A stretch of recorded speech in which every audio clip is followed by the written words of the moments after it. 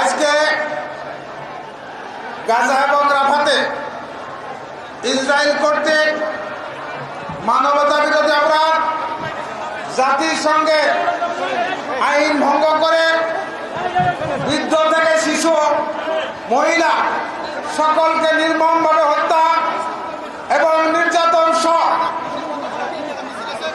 ধর্মীয় প্রতিষ্ঠানকে ধ্বংসের প্রতিবাদে সারা বিশ্বে আজকে যে প্রতিবাদের ঝড় উঠেছে, সেই ঝড়ের ধারাবাহিকতা বাংলাদেশ জাতীয়তাবাদী দল আজকে রাফা এবং গাজার নিষ্ঠুর নির্মমতার প্রতিবাদ এবং সংহতি র্যালির আয়োজন করেছে।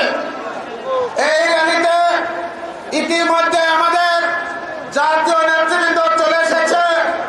আপনাদেরকে অনুরোধ করব, আপনাদের যেখানে যাদের জায়গা, সেই সকল জায়গাগুলোতে আপনাদের কর্মী বাহিনী নিয়ে আপনারা উপস্থিত থাকবেন। আজকে র্যালিটি হবে অত্যন্ত গাম্ভীর্যপূর্ণ, বেদনাদায়ক